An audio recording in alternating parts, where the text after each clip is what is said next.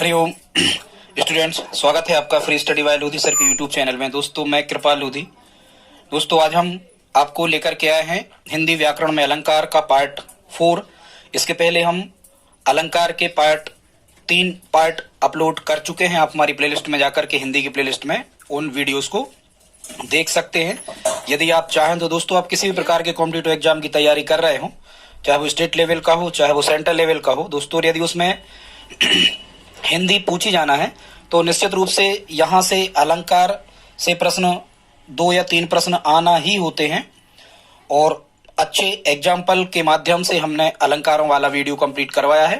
दोस्तों, यदि आप हमारे चैनल पर पहली बार विजिट कर रहे हो तो प्लीज इस चैनल को सब्सक्राइब कर लें, साथ में बेल आइकन पर क्लिक कर दें ताकि सबसे पहले नोटिफिकेशन आपको मिलता रहे। तो ठीक है दोस्तों, आइए प्रारंभ करते हैं। आज का अलंकार का पार्ट 4 है, जिसमें शुरू के जो 3 वीडियो आप देखेंगे उसमें हमने लगभग 15 अलंकार तैयार करवा दिए हैं। ये यहाँ 16 से प्रारंभ होंगे। तो दोस्तों, आज का जो पहला अलंकार है उत्प्रेक्षा अलंकार। और स्टूडेंट्स, ये उत्प्रेक्षा अलंकार कहाँ होता है? ये उपमेय उपमान ऐसा हमें कुछ ध्यान नहीं रखना है। हमें तो इसके वाचक शब्द यदि आप ध्यान रख पाते हैं उत्प्रेक्षा अलंकार के। हालांकि होता क्या है कि जहां उपमेय में उपमान की संभावना व्यक्त की जाए, उपमेय उपमान हम आपको इसके पहले बता चुके थे, ठीक है, उपमा अलंकार में। तो जहां उपमेय में उपमान की संभावना व्यक्त की जाए वहां उत्प्रेक्षा अलंकार होता है। ऐसे आपको समझ में नहीं आएगा, ठीक है। लेकिन यदि आप स्टूडेंट्स इन वाचक शब्दों को याद कर लेते हो, उत्प्रेक्षा अलंकार की मुख्य पहचान क्या है? इसमें मनु, मानहु, जनु, जानहु या मानु, स्टूडेंट्स ये शब्द आते हैं। मनु, मानहु, जनु, जानहु, ऐसे करके आप याद कर लो।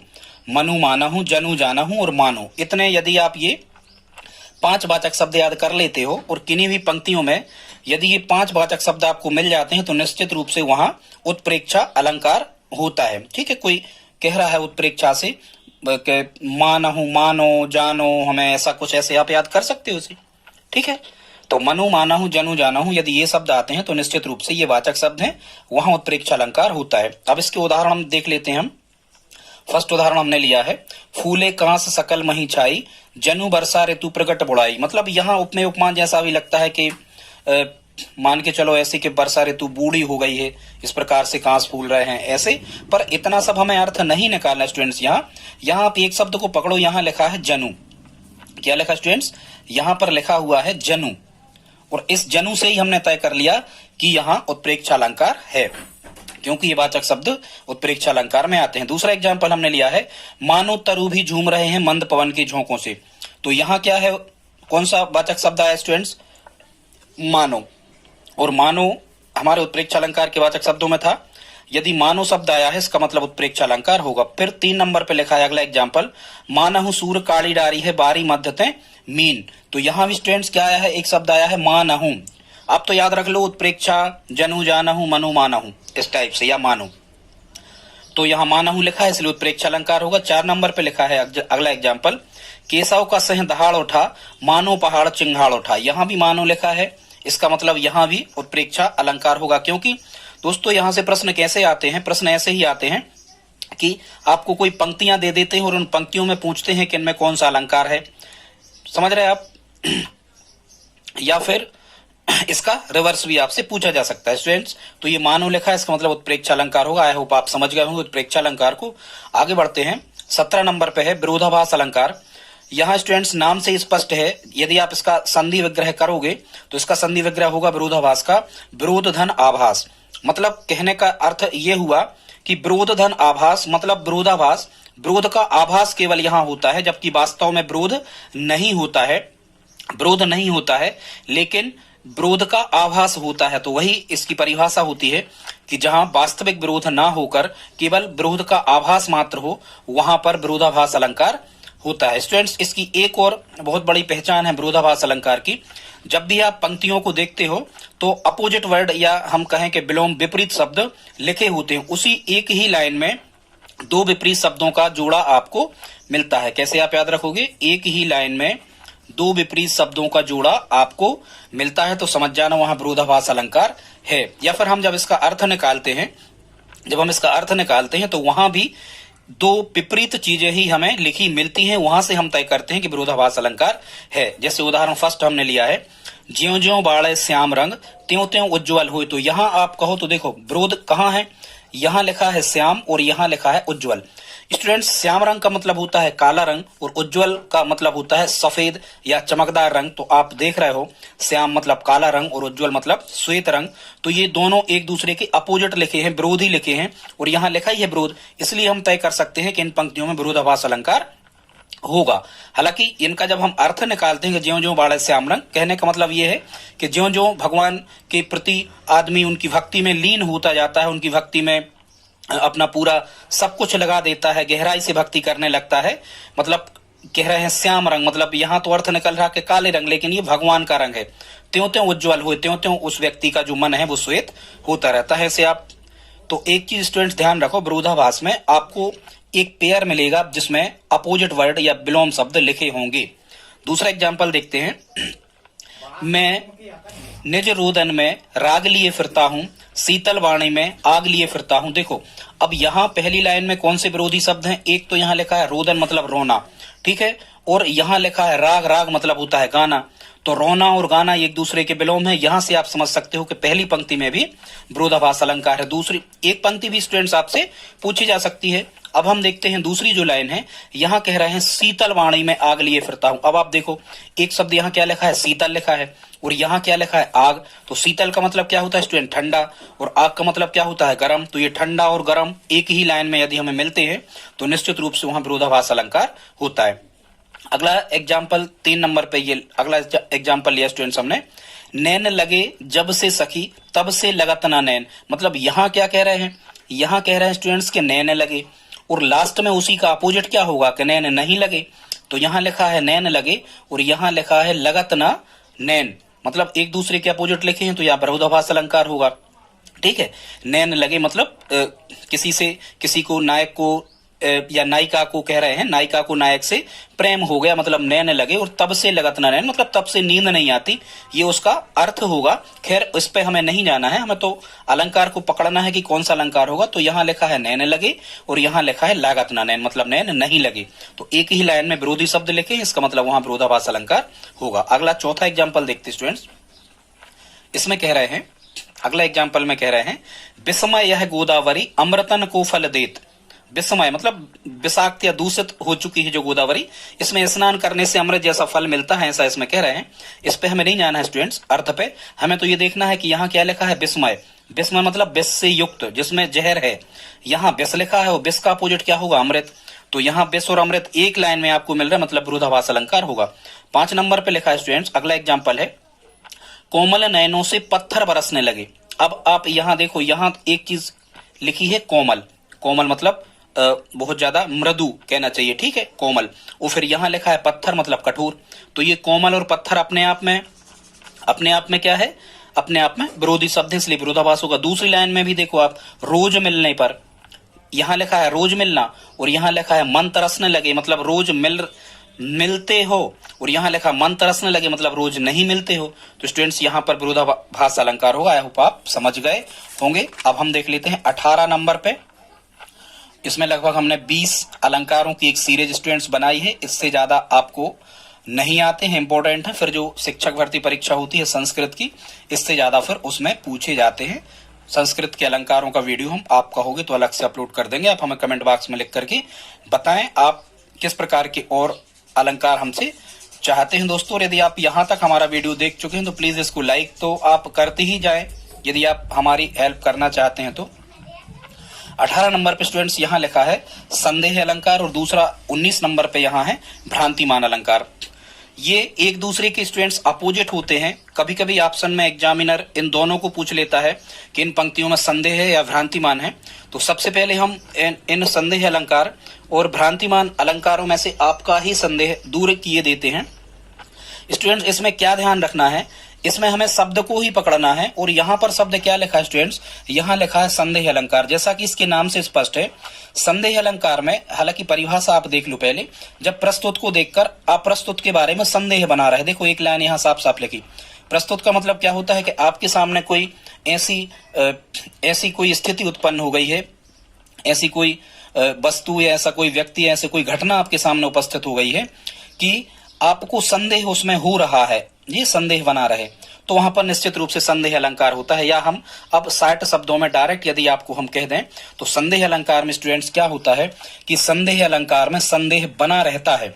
मतलब जो भी बात को, किसी दूसरी बात को दूसरी बात यदि कोई समझ रहा है तो उसे समझ में नहीं आ रहा होता है कि ऐसा है या ऐसा है स्टूडेंट्स। तो इसका मतलब क्या हुआ कि संदेह अलंकार में निश्चित रूप से संदेह बना रहता है। जबकि भ्रांतिमान अलंकार में क्या होता है, भ्रांतिमान अलंकार में संदेह नहीं बना रहता है। भ्रांतिमान अलंकार में जो समझने वाला व्यक्ति हो रहा है या जिसके सामने ये घटना घट रही है वो निश्चित रूप से बात को तय कर लेता है कि नहीं, ऐसा नहीं, बिल्कुल ऐसा ही है। तो आप समझ रहे हैं, संदेह अलंकार में संदेह बना रहेगा, भ्रांतिमान अलंकार में संदेह दूर हो जाएगा। किसी भी दूसरी बात को दूसरी बात निश्चित रूप से समझ लिया जाएगा भ्रांतिमान में। समझ रहे? तो आप शब्द से ही समझ जाओ, संदेह अलंकार में संदेह बना रहेगा, भ्रांतिमान में संदेह बिल्कुल भी नहीं रहेगा। दूसरी बात को दूसरी बात समझ जाएगा, मतलब व्यक्ति के साथ में एकदम से धोखा हो जाएगा भ्रांतिमान में। ठीक है।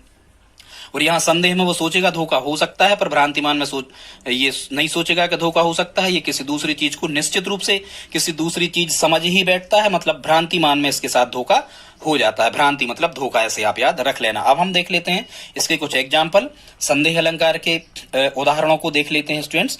और एक चीज और आप ध्यान रखना, संदेह अलंकार के कुछ वाचक शब्द होते हैं, जैसे हमने उत्प्रेक्षा के बताए थे, जनु जानो, मनु मानो। ठीक है, मानो जानो। संदेह अलंकार के वाचक शब्द हैं, या तो वाक्य में कहीं अथवा लिखा होता है, या फिर या लिखा होता है, या की, या किंधो, या किवा। स्टूडेंट्स बहुत से एग्जाम्पल हमने देखे हैं। एग्जाम्पल का कलेक्शन तो बहुत अच्छा हमारे पास, पर यहाँ बताना लिखना टाइम उतना नहीं मिल पाता, इसलिए स्टूडेंट्स 4-4, 5-5 एग्जाम्पल हमने यहाँ लिए हैं। तो संदेह अलंकार में वाचक शब्द क्या होते हैं, अथवा, या, की, किंधो, या किवा। ठीक है, एग्जाम्पल देखते हैं। उदाहरण फर्स्ट है, नारी बीच सारी है कि सारी बीच नारी है। अब आप देखो, ये एक लाइन भी यदि आपको आ जाती है तो यहाँ की लिखा है, की लिखा है वाचक शब्द। आप देख रहे हैं, हमने आपको बताया था वाचक शब्द यदि की ऐसे कुछ लिखे आए तो वहां निश्चित रूप से संदेह अलंकार होता है। और एक बात और आप समझो, अर्थ जब आप निकालोगे, चूंकि अर्थ अलंकार है, नारी बीच सारी है कि सारी बीच नारी, भाई समझ में ही नहीं आ रहा, इसलिए संदेह है। फिर दूसरी लाइन कह रहे हैं कि नारी ही की सारी है कि सारी ही की नारी है। ये आप व्याख्या करो इसकी, फिर समझ में नहीं आ रहा कि नारी ही की सारी है या सारी ही की नारी है। समझ रहे होंगे आप, तो यहाँ संदेह अलंकार होगा। फिर 2 नंबर पे अगला एग्जाम्पल लिखा है, यह मुख है या चंद्र। मतलब देखो, उस व्यक्ति को समझ में नहीं आ रहा यह मुख है या कि चंद्र है, तो यहां समझ में नहीं आ रहा, इसलिए यहां संदेह अलंकार होगा। उसे संदेह हो रहा है मुंह है, या फिर सोच रहा है कोई व्यक्ति की चंद्रमा है। ठीक है, नायक नायिका का मुख देखते हुए इस टाइप से, तो यहां भी संदेह अलंकार होगा, संदेह बना रहा। फिर कह रहे हैं, अगला एग्जाम्पल हमने लिया है, ब्रह है अथवा ये वरदान। तो देखो इसके वाचक शब्द में अथवा, यहां भी समझ में नहीं आ रहा, ब्रह मतलब ये दुख है या वरदान है, तो यहां भी हमें समझ में नहीं आ रहा, इसलिए यहां भी संदेह अलंकार होगा। अगला 4 नंबर पे कह रहे हैं स्टूडेंट्स, हरिमुख यह आली, हरिमुख यह आली, किंधो ओयो मयंक। मतलब हरि मतलब भगवान कृष्ण का ये मुंह है, या कहीं मयंक मतलब चंद्रमा उगा हुआ है। सखी को समझ में नहीं आ रहा, सखी को समझ में नहीं आ रहा कि हरिमुख यह आली, हे सखी यह हरि मतलब भगवान कृष्ण का मुंह है या कि चंद्रमा उगा हुआ है, तो उसे समझ में नहीं आ रहा। ठीक है, यहां से आप समझ सकते हो यदि आप अर्थ निकाल लोगे इसका कि यहां संदेह अलंकार है। या देखो, हमने बताया था कि किंधो लिखा आता है, किंधो, किंधो मतलब या की, तो ये लिखा किंधो मतलब या की, ये चूंकि ब्रज भाषा का शब्द है किंधो। ठीक है स्टूडेंट्स, अगला देख लेते हैं। कह रहे हैं, कहाँ ही सब प्रेम एक एक पाही, राम लखन सखी हो ही की नाही। मतलब कहीं महिलाओं ने जंगल में राम लखन जैसा किसी जोड़े को देख लिया है, पर एक एक से वो चर्चा कर रही हैं, सखियां एक दूसरे से बात कर रही हैं, कह रही हैं, लेकिन अंत में क्या कह रही हैं, राम लखन सखी हो ही की नाही। मतलब देखो, यहां एक तो की लिखा है, तो आप समझ जाओगे कि की लिखा मतलब ये संदेह अलंकार का वाचक शब्द है। आप खुद समझ जाओगे कि राम लखन सखी हो ही की नाही, मतलब उनमें संदेह बना हुआ है सखियों सखियों में आपस में कि ये राम और लक्ष्मण हैं या नहीं है, हो ही की नाही है या नहीं है, तो आप समझ जाओगे यहाँ संदेह अलंकार। स्टूडेंट 5 एग्जाम्पल हमने बताए। अगला हम देख लेते हैं भ्रांतिमान अलंकार, और हमने आपको बताया था कि भ्रांतिमान अलंकार में क्या होता है, यहाँ संदेह बिल्कुल नहीं बना रहता, किसी दूसरी चीज में दूसरी चीज को समझने का निश्चित रूप से धोखा हो जाता है। तो परिभाषा देख लेते हैं। जब रूप रंग आकार में समानता के कारण प्रस्तुत को अप्रस्तुत ही मान लिया जाए, मतलब जो आपके सामने है उसको कोई अन्य दूसरा मान लिया जाए, वहां भ्रांतिमान अलंकार होता है। जैसे हम देख लेते हैं, फर्स्ट एग्जाम्पल है, चंद्र समझकर चकोर तुम्हारे मुख के पीछे पीछे दौड़ता है। एक जो नायक है वो नायिका से कह रहा है कि जो, चूंकि देखो चकोर जो है वो चंद्रमा की तरफ दौड़ता है रात में, ठीक है, चकवा चकवी पक्षी ये सुने होंगे आपने, चकोर चंद्रमा की तरफ दौड़ता है हमेशा रात में उसको पाने के लिए, पर पा नहीं पाता। तो यहाँ नायक नायिका से क्या कह रहा है कि तुम्हारे मुंह को चंद्र समझकर जो चकोर है वो तुम्हारे मुख के पीछे पीछे दौड़ता है। तो हम इसमें क्या कहेंगे कि चकोर ने नायिका के मुख को निश्चित रूप से ही चंद्र समझ लिया है, उसे धोखा हो गया है, इसलिए यहाँ भ्रांतिमान अलंकार होगा। दूसरे नंबर पे लिखा है स्टूडेंट्स, अगला एग्जाम्पल है, और हम स्टूडेंट्स आप इनके नोट्स बनाते जाएं, हम और भी आप उदाहरण कहोगे तो पर्याप्त कलेक्शन है, हम पीडीएफ के माध्यम से उपलब्ध आपको करवा देंगे। जो एग्जाम रिलेटेड उदाहरण हैं हमने उन्हीं को शामिल किया है, मुख्यतः यही अधिकांशतः एग्जाम में पूछे जाते हैं। दूसरा एग्जाम्पल है, नाक का मोती अधर की कांति से, बीज दाड़िम का समझकर भ्रांति से, देखकर सहसा हुआ सुख कौन है, सोचता है अन्य सुख ये कौन है। मतलब ये चूंकि ऐसा है इसका व्याख्या, इसकी या अर्थ हम कहें कि क्या होता है कि एक जो तोता है, एक जो तोता है वो किसी वृक्ष पर बैठा हुआ है और वहीं कहीं एक नायिका है।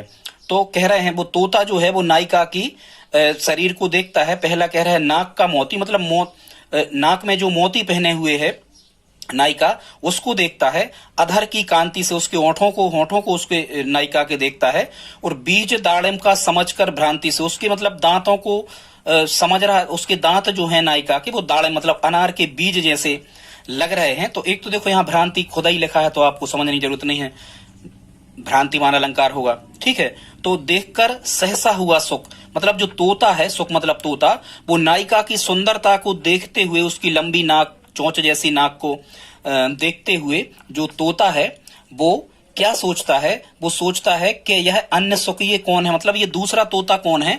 मतलब इसमें क्या हुआ है कि जो तोता है वो नायिका को, मतलब किसी स्त्री की सुंदरता को देखते हुए, उसकी लंबी चोंच जैसी नाक, दाड़िम मतलब अनार जैसे दांतों को, अनार के बीज जैसे दांतों को देखते हुए वो उसको क्या समझ लेता है, वो उसको दूसरा सुख ही समझ लेता है। तो पूछ रहा है दूसरा सुख ये कौन है, तो आप समझ गए शायद इसका अर्थ। तो वहां यहाँ तोते को बिल्कुल भ्रांति हो गई है, निश्चित रूप से उसने नायिका को दूसरा तोता समझ लिया है, इसलिए हम भ्रांतिमान अलंकार है। स्टूडेंट्स अगला देख लेते हैं, तीसरा एग्जाम्पल यहाँ हमने लिया है, पाए महावर दैन को नायन बैठी आए, मतलब कहीं विवाह हो रहा था तो जो दुल्हन थी उसके पांव में महावर लगाने के लिए नायन जो है नाई की श्रीमती जी वो बैठी हैं, महावर लगा रही हैं। वो फिरी फिरी जानी महावरी एड़ी मिलत जाए, मतलब वो ये जान रही हैं कि ये तो महावरी। स्टूडेंट्स महावरी एक फल होता है, ठीक है, एक फल होता है सिंघाड़ा जैसा। तो फिरी फिरी जानी महावरी एड़ी मिलत जाए, वो लगातार उसकी एड़ी को मीड़ती ही जा रही हैं महावर लगाने के लिए, एड़ी को मलती ही जा रही हैं लगातार। वो जो नायन है वो यहाँ क्या कर रही है कि एड़ी को निश्चित रूप से उसने महावरी समझ लिया है और महावरी को ऊपर साफ करके उसे मीड़ा जाता है जब वो साफ होती है। तो यहाँ स्टूडेंट्स इस प्रकार से यहाँ भी भ्रांति हो गई है नायन को कि ये महावरी है जबकि वो थी एड़ी नायिका की, दुल्हन की। तो यहाँ फिर क्या होगा स्टूडेंट्स, यहाँ भ्रांतिमान अलंकार होगा। अगला देखते हैं 4 नंबर पे, जानी श्याम को घन श्याम नाच उठे बन मोर, मतलब जब जंगल के मोरों ने श्याम को देखा, काले श्याम रूपी मतलब भगवान कृष्ण को देखा, जानी श्याम को घन श्याम, मतलब श्याम भगवान कृष्ण को घन श्याम मतलब बरसने वाले बादल समझ लिया है। और जो वन के मोर हैं वो बिल्कुल नाचने लगे हैं, नाच उठे हैं, क्योंकि मोर कब नाचते हैं, जब वर्षा होती है, ऐसा आपको पता होना चाहिए। तो श्याम को क्या समझ रहे हैं स्टूडेंट्स, वो श्याम को समझ रहे हैं क्या, घनश्याम, मतलब उनने भगवान कृष्ण को बरसने वाले बादल समझ लिया है, उन पे उनको धोखा हो गया है, उनको भ्रांति हो गई है और जंगल के मोर नाचने लगे हैं। 5 नंबर पर लिखा स्टूडेंट्स, ओस बिंदु चुग रही हंसनी मोती उनको जान, मतलब ओस आपने देखा होगा, ओस सुबह सुबह टाइम जो पानी की बूंदें पौधों पत्तियों पर पड़ती हैं उनको हम ओस कहते हैं। तो ओस बिंदु चुग रही हंसनी मोती उनको जान, मतलब हंसनी को धोखा हो गया है। हंसनी ने क्या समझा है स्टूडेंट्स, हंसनी ने समझा है कि ये मोती हैं, जबकि वो वास्तव में क्या थी, ओस बूंदें ही थी, ओस बिंदु। तो यहाँ हंसनी को धोखा हुआ है, उनने मोती समझकर ओस के बिंदुओं को चुग रही हैं, इसलिए यहाँ पर निश्चित रूप से उनको उनने समझ लिया है कि ये मोती ही हैं, इसलिए यहाँ पर भ्रांतिमान अलंकार होगा। स्टूडेंट्स, आज का वीडियो आपको कैसा लगा प्लीज आप हमें कमेंट बॉक्स में लिख करके बताएं, और यदि आप हमारी हेल्प करना चाहते हैं तो प्लीज हमारे चैनल को सब्सक्राइब कर लें, और साथ में अपने दोस्तों के साथ में आप इसे शेयर करके भी हमारी मदद कर सकते हैं। तो ठीक है दोस्तों, मिलते हैं अगले वीडियो में, तब तक के लिए जय हिंद, जय भारत, वंदे मातरम।